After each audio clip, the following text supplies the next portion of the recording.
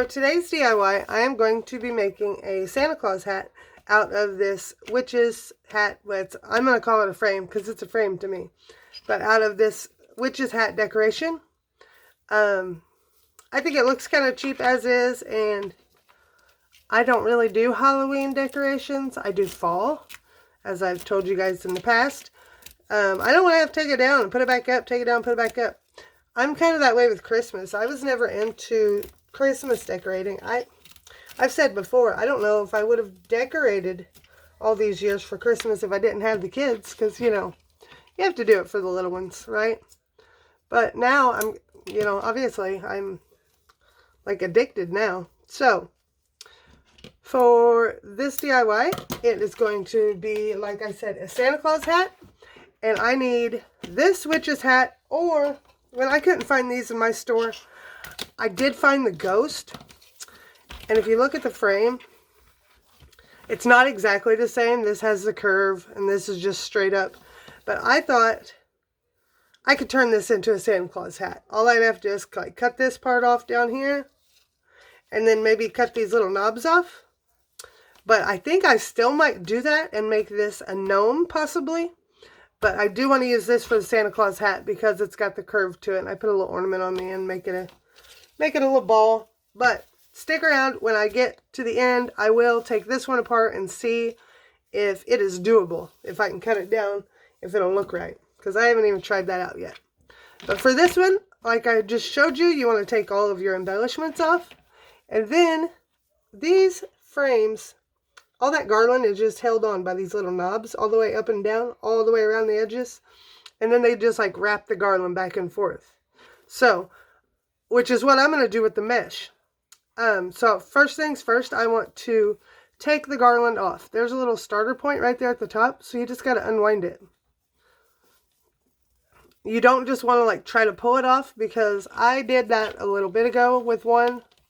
It got stuck and I broke it, which I can put it back together. But if you don't have to, I mean, just be easy with it. It doesn't take long.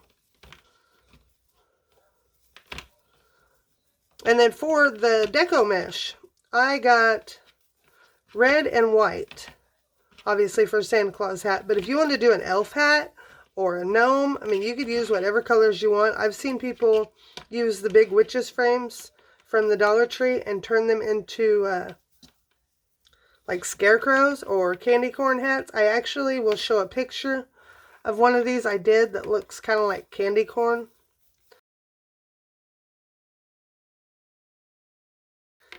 And I thought it turned out really cute. And the silver, I got to get that out of my way. So I keep the black, okay? I don't keep the silver garland here. I can find silver all day long. It's Christmas time. But the black, I thought that's something that one day could come in handy. And I just have a little cube that's got stuff like that in it, embellishments and whatnots, that I thought just may come in handy. So I do keep the black garland. This one is not wanting to come off.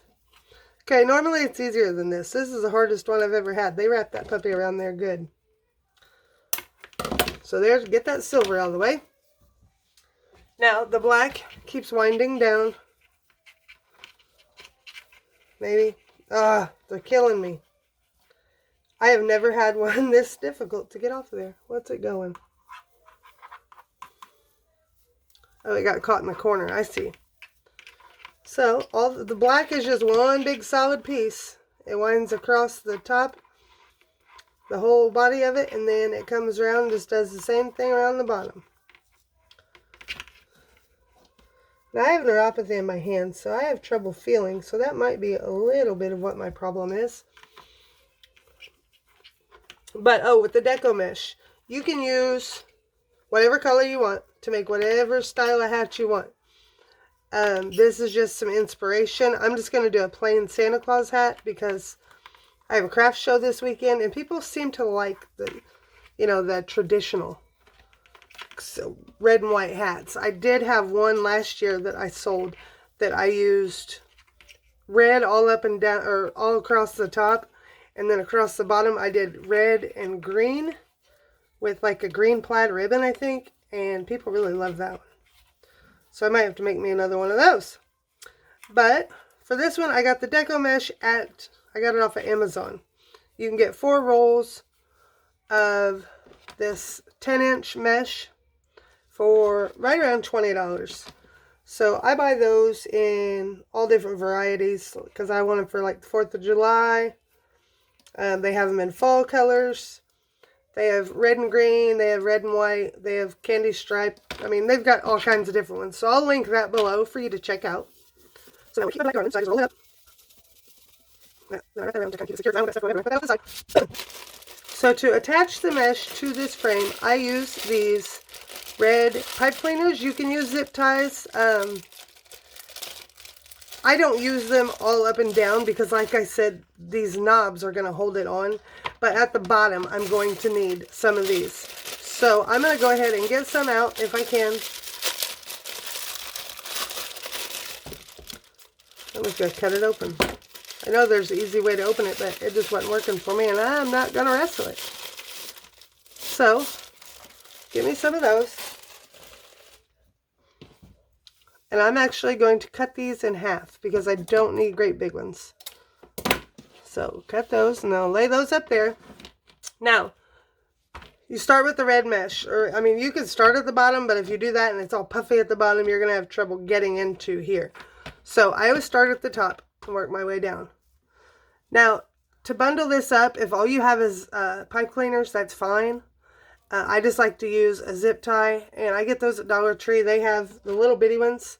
I mean, they're kind of janky little zip ties. They're not like super sturdy or durable, but for something like this, they're going to work just fine. So I bunch it all up like that, and then fight with a zip tie. Okay.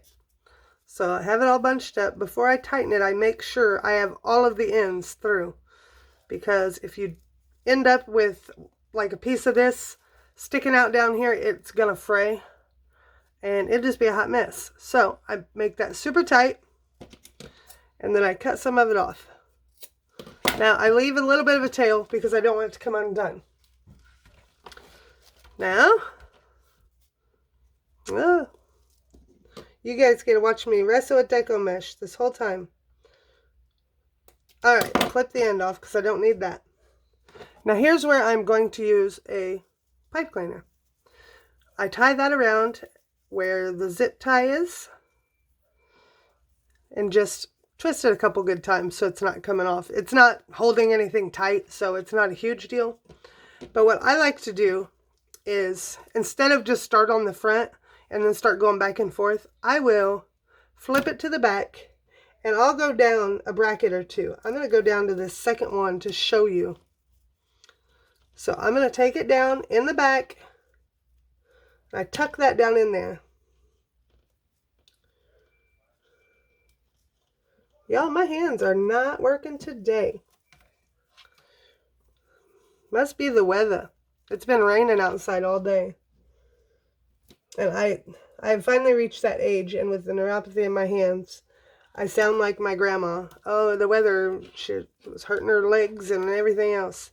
So, crank that on there, now that I finally got it. And I did an X across that, like, across the beam to where it's not going to shift up or down or side to side.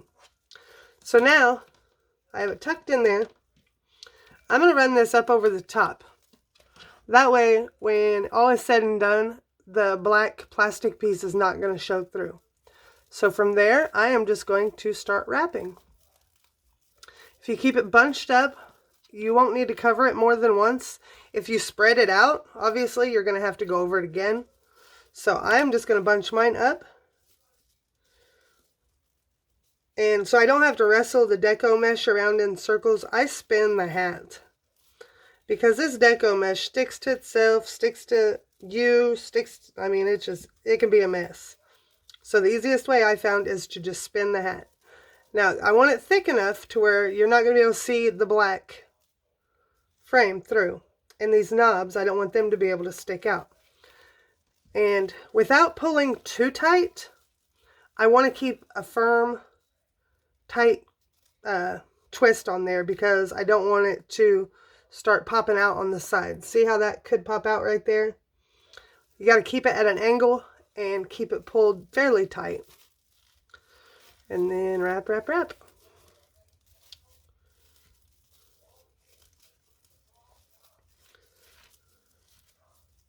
Now you could do this with the large witches wreath frame they have there at the Dollar Tree, but it doesn't have knobs on the side, so your mesh wants to shift up, or you have to use zip ties or glue all the way down. And I have just found that this hat is easy peasy, and I love it. I did it last year.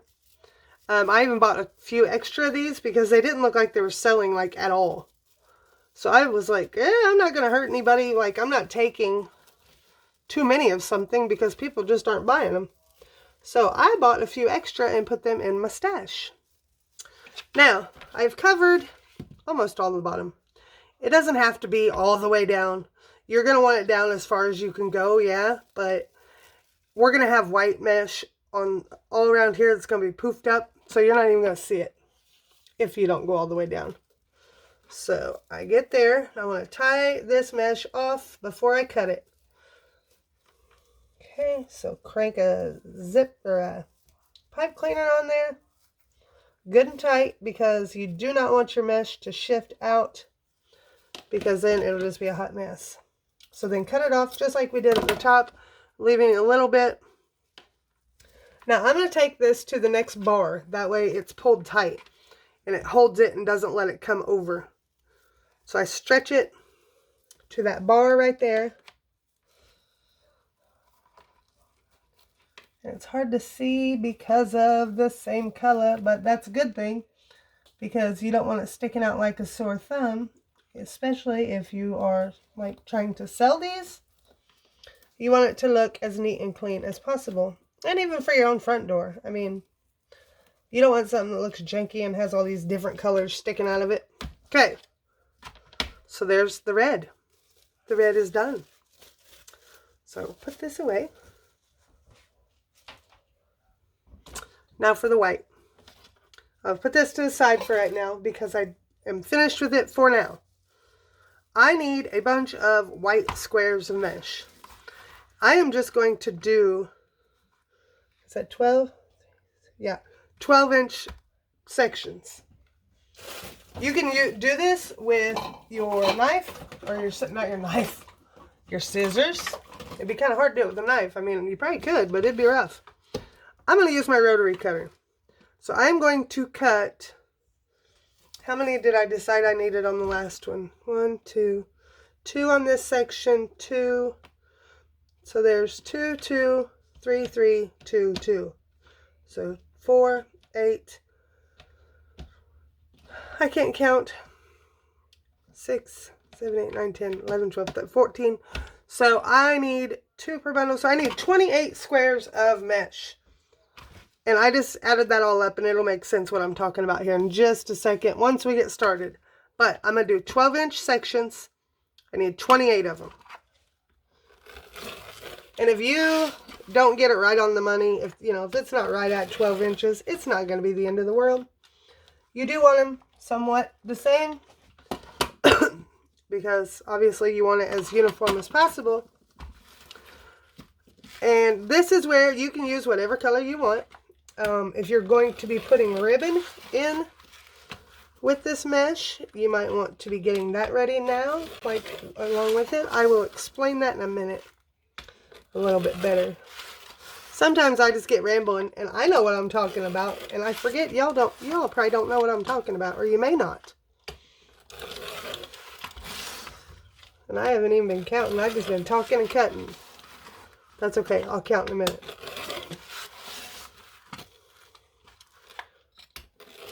So I am limited on my table space, so I do not cut them all at the same time. And y'all don't want to watch me cut 28 squares of mesh. So I have 2, 4, 6, 8, 10. So there's 10 of them. So that's a good start. Good enough start for me to show you what I got going on. So I only need 2 squares at this point. Now, I'm going to lay this down to where, like, I'm trying to flatten it out. I don't want it curling up towards my fingers. I want it curling down towards the table. So then I will grab this piece of mesh and just, you may have seen this, just bunch it up to where it looks like a little bow tie or a little flower or something, to where it looks like that. Okay? Now I will hold this in the middle. You could get, I don't know, you could get these and do that to where you don't have to hold on to it. Usually I just pinch it between my fingers. Like I always just pinch it between my fingers because I've done these like 1,001 times. But if you haven't done it or you have problems with your hands, use that clip, a clothespin, whatever. Now you stack them on top of each other. Try to get your ends curled down. If that makes sense. You don't want your little fraying ends sticking up. And then take a piece of your pipe cleaner and run it all the way around. Now I am notorious for getting these uneven. One long on one side, one short on the other side. If that makes sense. It could be like out to here on this side, but then a little bit short thing over here. So I try to check it. So I will pull it together like that. And then, I did it wrong-handed. I'm left-handed. So, I just twist it good and tight. Alright, so I need 14 of these bundles, just like this. So I need to do 28 pieces of mesh. I'm going to get this clip out of the way. I'm going to do it again, and then I'll speed through it so you don't have to watch me do the whole thing. So, rolled side down, where it's rolling downward. And as I do each of them, I try to pull my tails around, make sure it's curling inward and not, you don't want it flipping out like that, because then that end could fray and it would be showing. It just keeps it a little neater this way. Okay, then just bunch it.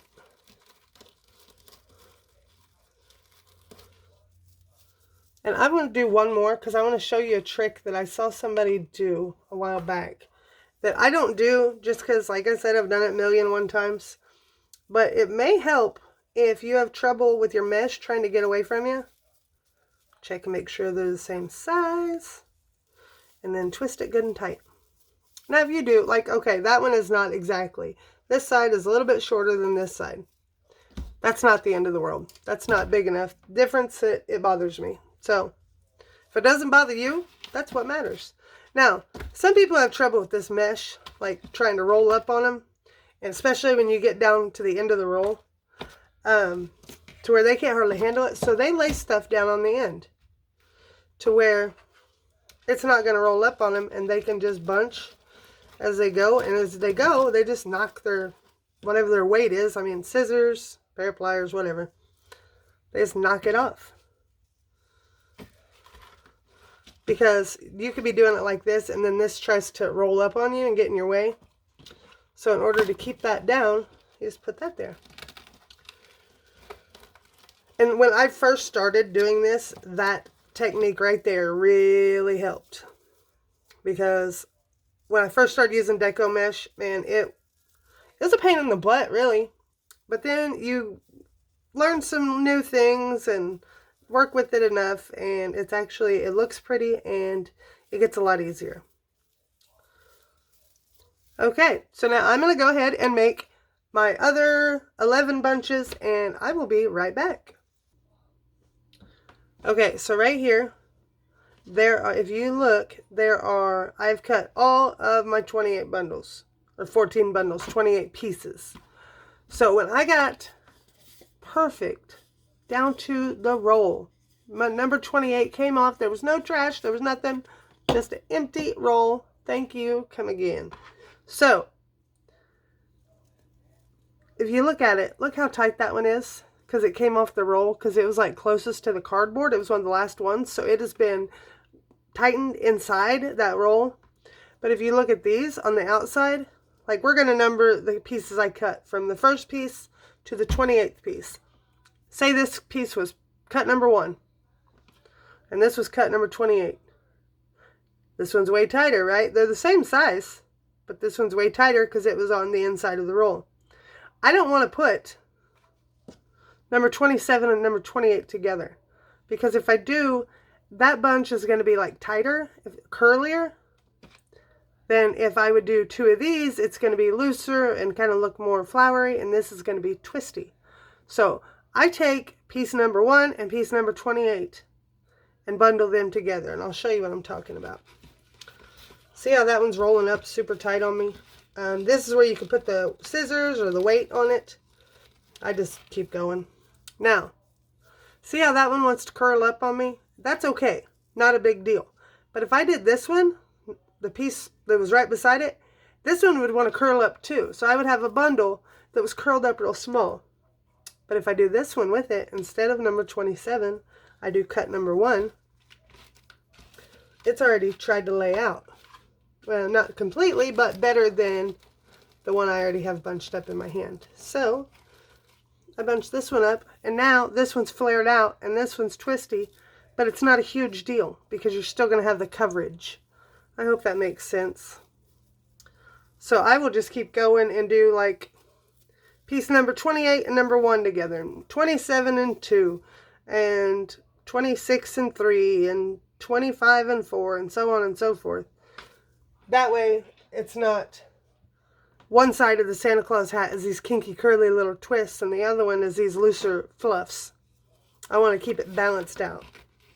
Trust me, that is a secret that you don't really think about until you get the whole hat done, and then one side's all curly and the other side is all poofy, and it's just, it doesn't look right. It doesn't look balanced, and it's too much for my OCD to handle. And I'm not even really, I don't think I'm that OCD. I may be. My husband may disagree with you. Okay, this is my front side. I'm going to flip it over because I like to pull them through the back.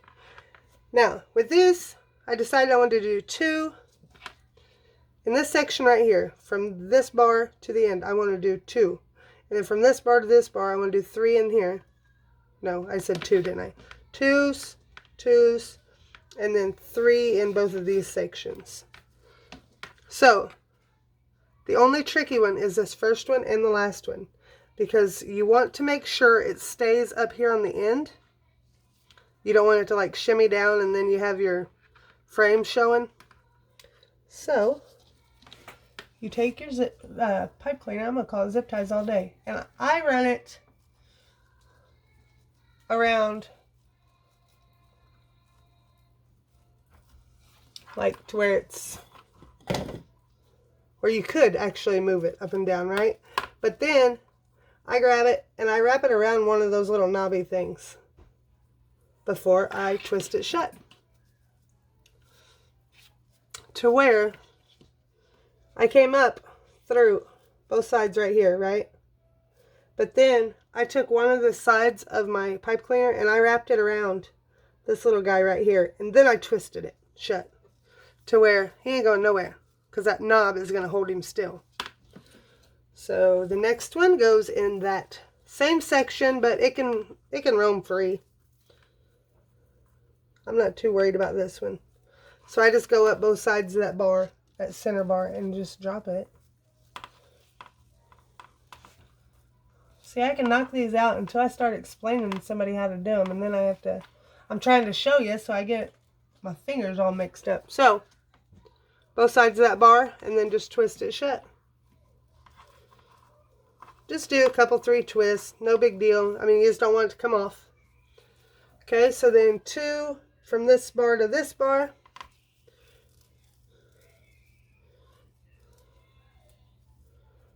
And again, just on both sides of this bar, and then twist it around.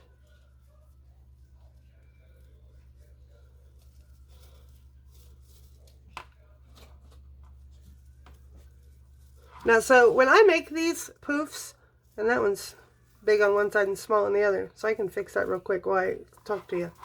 When I make these, and I have to make, like I just did 14 of them, those things are going to get everywhere, right? So I don't want them all over my table. So you could get a box. I have my Tupperware drawers right beside me, those plastic Walmart drawers, you know. I have a set of those, and I keep one of those drawers empty for just such an occasion. I just pop that drawer open and I start bundling these, and I toss them in it. And that way they're right there with me, but I don't have them all over my table getting stuck to each other and getting all foolish. So, got 2 on that section. And then from here to here, I want to do 3. Okay, so now you have all of your bunches tied on. Now is the time where you can go back through, and you could just tuck these in if you wanted to. Since I use the red, I'm going to snip them off because I don't want them to show through. Just be careful not to cut your mesh, which I probably will, since I said it. And you don't have to cut them all the way off. You can cut them halfway down and then just bend them in to where they won't be scratching or anything.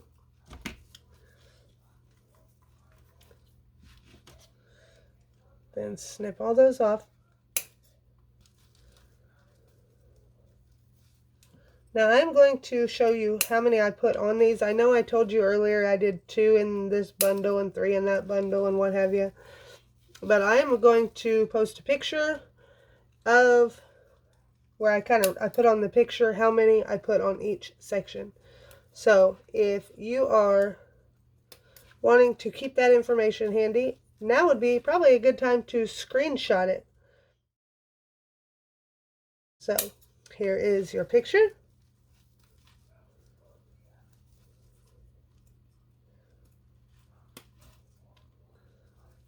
I hope that was helpful for everybody. I know when I was first learning how to do these, I don't even know who I saw do it this way.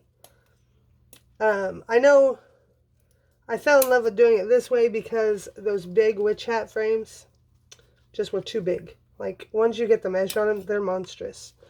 But if you're doing it for like the wall in your living room or just to put on a wall, they may not be too big. But for a door, they're pretty darn big. So when I was watching whoever a couple years ago learn how to do these, that would have been handy to, you know, have the measurements and how many you put in each section.